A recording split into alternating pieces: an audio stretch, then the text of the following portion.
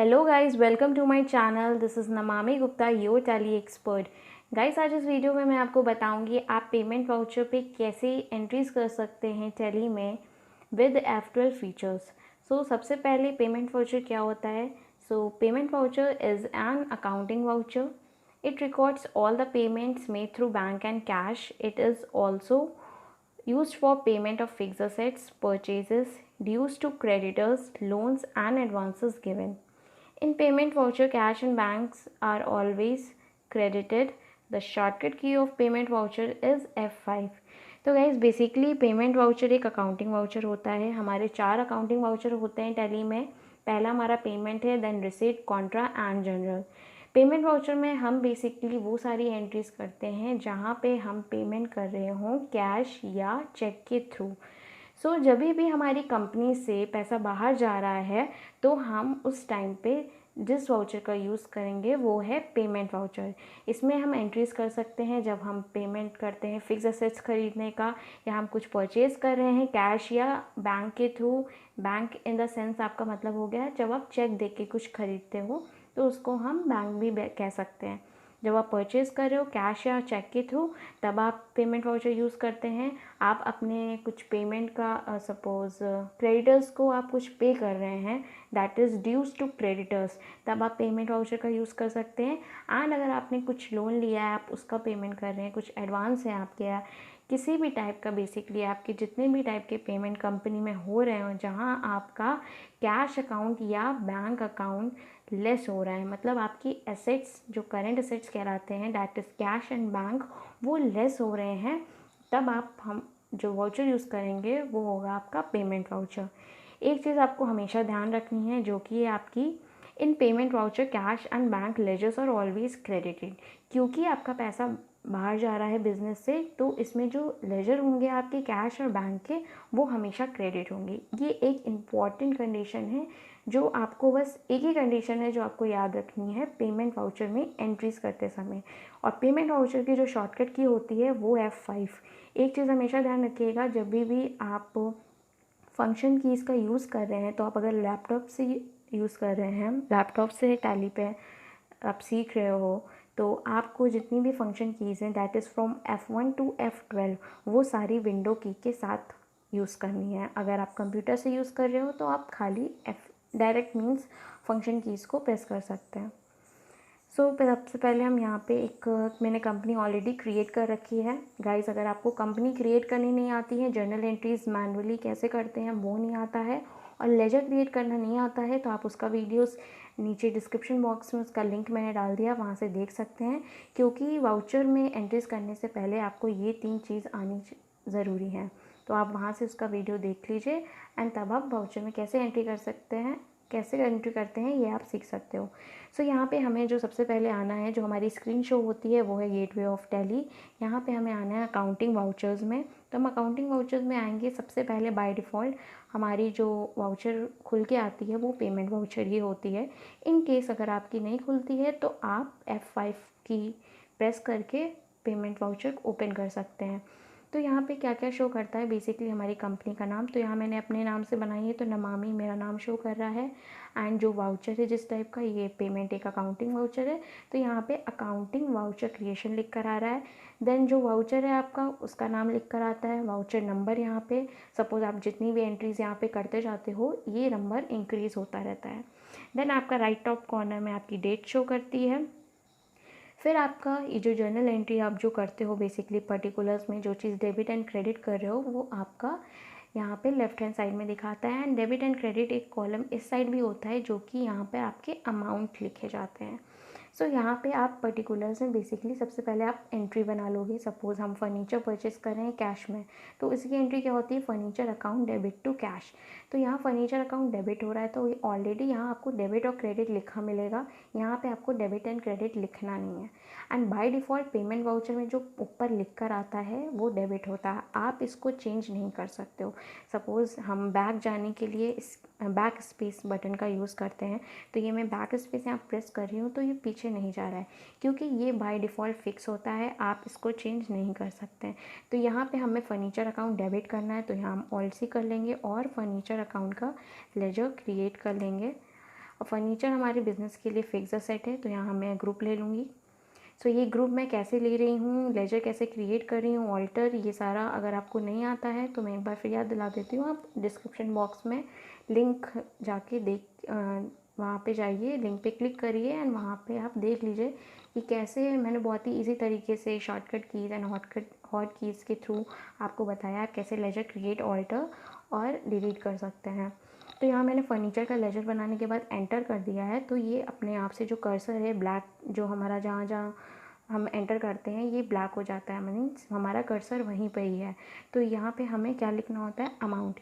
इधर जो भी आपके कॉलम्स आ रहे हैं डेबिट एंड क्रेडिट के, वहाँ पे आपको अमाउंट लिखना है एंड जो पर्टिकुलर साइड है वहाँ पे आपको basically entry means laser create करने होता है। तो यहाँ पे सपोज़ मैंने फर्नीचर लिया है 80,000 का, तो यहाँ मैंने 80,000 डाला एंड क्रेडिट। तो ये क्रेडिट पे देखिए आपका कर्सर यहाँ पर आ गया, डेबिट पे नहीं जा रहा था। ये मैं फिर से बैक स्पेस कर रही हूँ, देखिए तो ये डेबिट पे नहीं जाता है, मीन्स ये चीज़ फिक्स है। बट आप सेकंड वाला चेंज कर सकते हो।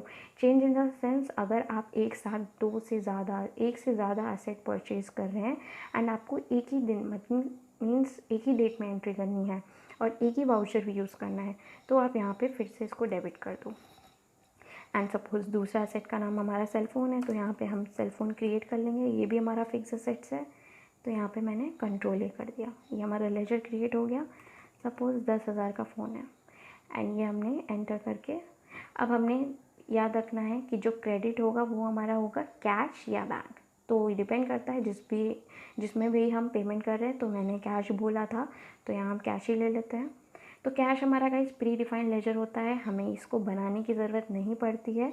ये कोई भी नई कंपनी बनाते हैं तो ऑलरेडी क्रिएटेड होता है। तो यहाँ से मैं कैश ले लूँगी। तो ये आप देख रहे हैं यहाँ पे एक चीज़ ये हो रही है, ये रेड हो रहा है, तो ये दिखाता है, इसका मतलब होता है कि हमारा नेगेटिव बैलेंस जा रहा है, मीन्स हमारे पास कैश अवेलेबल नहीं है और हम कैश खर्च कर रहे हैं। तो इसको सही करने के लिए हम यहाँ पे कुछ कैश में बैलेंस डाल सकते हैं, जिसके लिए हमें लेजर ऑल्टर करना पड़ेगा। तो मैं कंट्रोल एंटर प्रेस करूँगी, जो लेजर ऑल्टर की शॉर्टकट की होती है, एंड एंटर करके ये बॉटम में ओपनिंग बैलेंस का यहाँ पे मैं अमाउंट डाल दूँगी। सपोज़ 1 लाख रुपए मैं कैश में डाल दे रही हूँ एंड हम सेव कर देते हैं। यहाँ पे 1 लाख थोड़ा कम है, तो यहाँ में ज़्यादा, क्योंकि 90,000 तो अभी खर्च हो जा रहा है। तो आगे एंट्रीज़ के लिए मैं यहाँ पे 10 लाख यहाँ पे मैंने कर दिया है एंड सेव। तो इस तरीके से हम लेजर ऑल्टर करके ये मैंने एक एंट्री कर दी है। एंड अगर आपको डेट चेंज करनी है तो डेट चेंज करने की शॉर्टकट की होती है F2। तो यहाँ मैं F2 करूँगी। मैं गाइस विंडो की के साथ F2 कर रही हूँ क्योंकि मैं लैपटॉप यूज़ कर रही हूँ एंड आपके पास जैसा जो भी अवेलेबल हो, तो ये हमेशा ध्यान रखिएगा। बहुत से स्टूडेंट्स होते हैं लैपटॉप यूज़ करते हैं और direct function keys means F2 F1 जितनी भी कीज़ होती हैं वो डायरेक्ट प्रेस करते हैं, वो नहीं वर्क करेंगी जब तक आप विंडो की के साथ नहीं प्रेस करोगे। तो ये हमेशा ध्यान रखिएगा। तो यहाँ पे सपोज़ ये एंट्री मुझे 1 अप्रैल को करनी है, तो मैंने यहाँ पे डेट चेंज कर दी। सो ये गाइस डेट, तो मैंने डेट 1 मई ली थी वहाँ पे, तो ये जून यहाँ पे ले लेते हैं एंड इसको मैंने सेव कर दिया। तो एक एंट्री गाइस ये हमारी सेव हो गई है। देन नेक्स्ट एंट्री हम देख सकते हैं, सपोज़ हम अपने क्रेडिटर्स को कुछ पेमेंट कर रहे हैं, तो यहाँ जिसको पेमेंट कर रहे हैं हम उसका लेजर ऑल्ट सी करके क्रिएट कर लेंगे। तो यहाँ पे सपोज़ हम XYZ को पेमेंट कर रहे हैं, XYZ, तो ये हमारे क्रेडिटर्स होंगे एंड इनको सेव कर देंगे। सपोज़ हम इनको कुछ 7,800 रुपीज़ दे रहे हैं एंड अब इनको हम चेक दे रहे हैं, तो यहाँ हम बैंक अकाउंट बना लेंगे। सपोज़ हमारा bank account bank of India में है, तो यहाँ बैंक ऑफ इंडिया के नाम से मैंने बैंक बना लिया है अंडर बैंक अकाउंट्स। जो ग्रुप होता है किसी भी बैंक का ग्रुप बैंक अकाउंट ही होता है एंड इसको सेव कर देंगे। तो इस तरीके से अभी इसमें भी गाइस देखिए माइनस ही दिखा रहा है, क्योंकि जो हमने बैलेंस अभी डाला है वो कैश में डाला था, अभी भी हमारे पास चेक में या बैंक में कोई पैसा नहीं है। तो इसको भी मैं कंट्रोल एंटर करके ओपन कर लूँगी लेजर। एंटर से नीचे आएंगे हम एंड यहाँ पे सपोज़ हमने डाल लिया है कुछ 1 लाख रुपए डाल लेते हैं एंड इसको सेव कर देंगे। सो ये हमारा देखिए सही हो गया।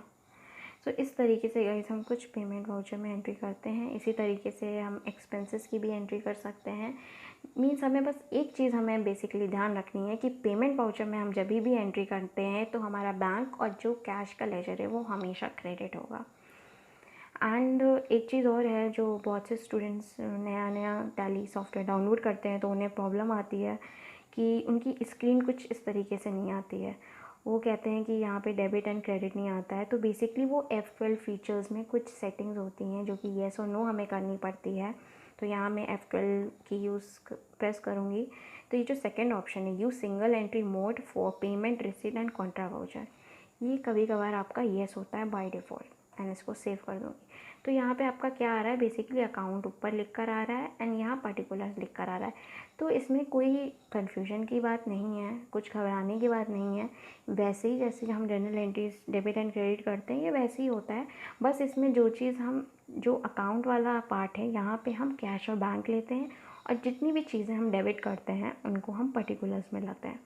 सपोज़ हम कैश में किसी का चीज़ का पेमेंट कर रहे हैं तो हमने कैश ले लिया, एंड कोई एक्सपेंस हम पेमेंट कर रहे हैं तो यहाँ पे सपोज़ हम सैलरी का पेमेंट कर रहे हैं तो ये मैंने सैलरी अकाउंट यहाँ पे बना लिया।